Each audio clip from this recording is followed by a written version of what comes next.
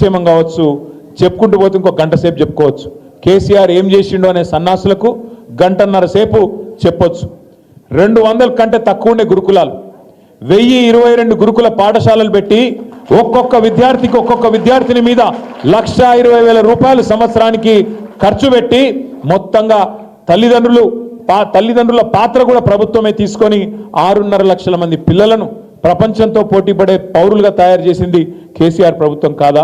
అవి నడిపింది ఆర్ఎస్ ప్రవీణ్ కుమార్ గారు కాదా? ఎందుకంటా ఉన్నా ఈ మాట అంటే 1-2 కాదు, ఇట్లా చెప్పుకుంటూ పోతే ప్రతి రంగంలో అద్భుతమైన ముద్ర వేసుకున్నాం. కానీ అబద్ధాల ముందు అప్పుడప్పుడు నిజాలు కూడా ఓడిపోతాయి. జరిగింది అదే. ఏం జరిగింది? ఇప్పుడున్న ముఖ్యమంత్రి రేవంత్ రెడ్డి 2-3 ఏళ్ళకెళ్ళిగా మొదలుపెట్టిండు ఎలక్షన్ల కంటే ముందే. ఎందుకంటే ఆయనకు అర్థమైపోయింది నిజాలు చెప్పి గెలవలేము, ఏదన్నా చేసి అబద్ధాలు చెప్పాలి, గెలవాలి. ఇక ఎటు పడితే నోటికి ఎంత వస్తే అంత హామీ ఇచ్చుకుంటూ పోయినరు. దానికి మళ్ళా ఈ అందమైన హామీలన్నింటినీ కూడి అభయహస్తం అని ఒక మేనిఫెస్టో తయారు చేసి జనం మీదకి వదిలిండ్రు.